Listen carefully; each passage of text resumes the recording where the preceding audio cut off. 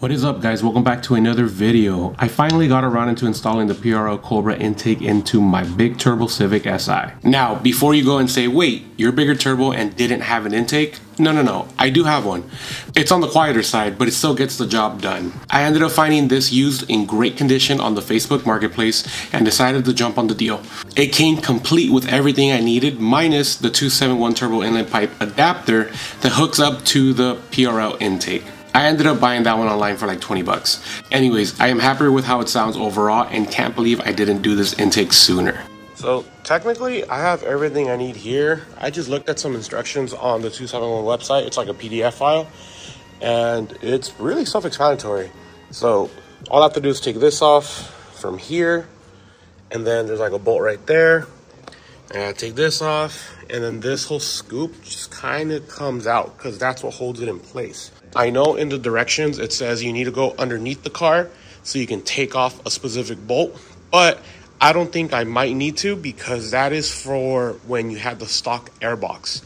This, I did everything through the top.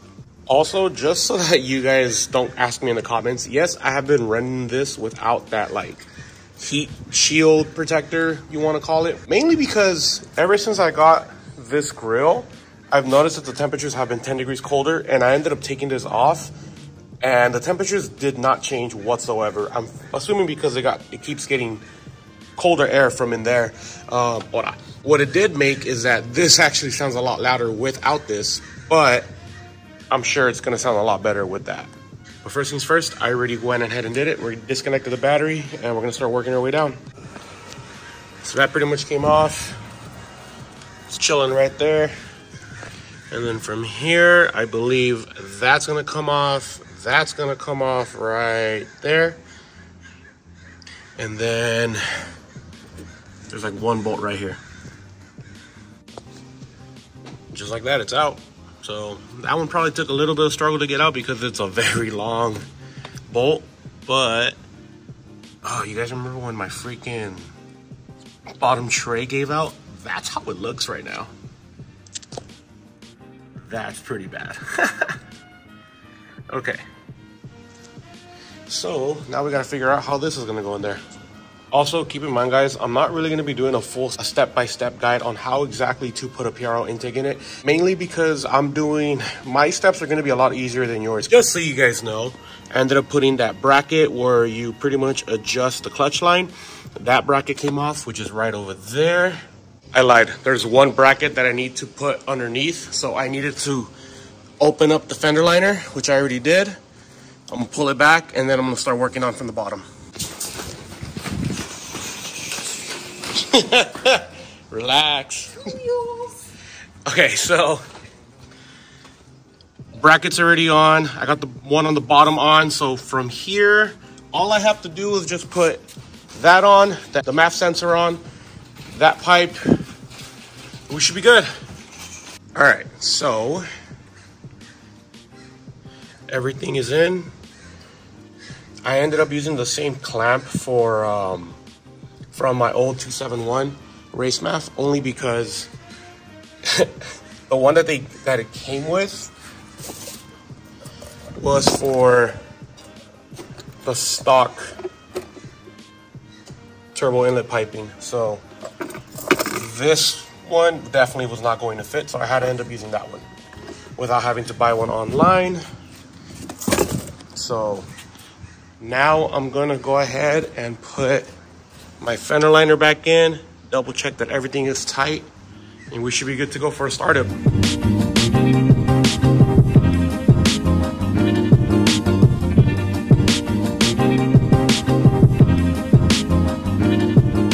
All right.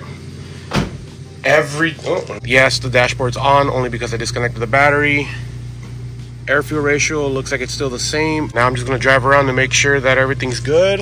I am gonna be using this like POV iPhone holder, and that hooks on through a magnet so long as you have that like MagSafe case. POV is gonna be a little different, guys, but I am testing out this new one only because I didn't want to go get my GoPro and everything. Lights finally came off. So far everything's smooth. I haven't hit boost yet, just to see how it goes. My air fuel ratio still look about the same. My intake temperatures this is pretty cool.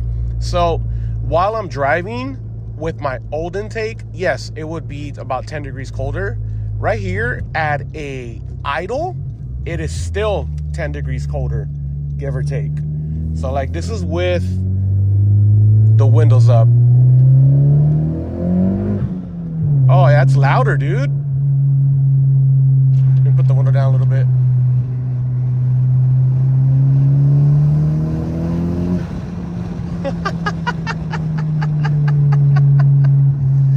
That sounds really nice. That actually sounds really nice. Okay.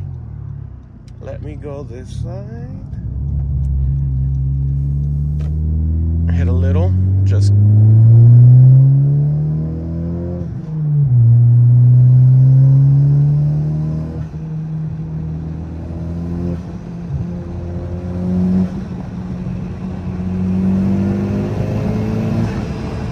God damn. That sounds fucking nice. I'm pleased. This was a good switch up. My airflow ratio still looked the same, so I am still gonna be getting a tune eventually, only because I really want to see if the intake gave it more power to say. Because let's be frank, when I showed you guys how I was running the 271 intake, it is technically a short ram intake the way I was running it, and it was because I was chasing sound, unfortunately. I know the whole thing with the 10th gen community is don't chase sound. Nothing wrong with 271, but it was just so quiet. It did its job, but it was so quiet. So with this one, just taking off the airbox, it made a difference.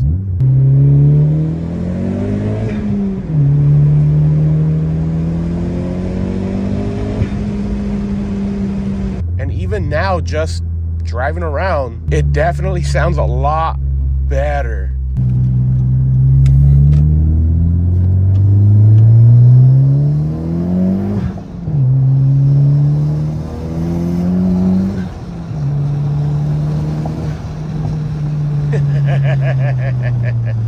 Yo, what the fuck?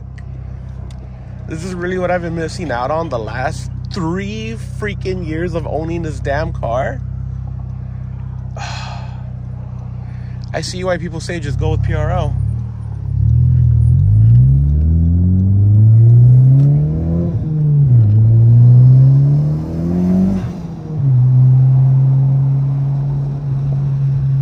I'm not gonna lie, it feels a little bit more responsive. I'm pretty much gonna be having my old intake for sale. As of right now, it's gonna come with the race math. It's weird, but this is technically everything that you need. I also have the bolts that are gonna come with it too, but you just need a bolt for right there. And then that's the other bolt that goes in the bottom, because this just hangs right there. And that's it. The only thing that you will need to get is a new clamp, because I ended up using my old one for my car. But I believe I also still have the street math too, so you can run this without a tune. On the SI only, obviously. But I'm going to go ahead and look and double check just to make sure that I still have my street math. That's going to be it for today's video.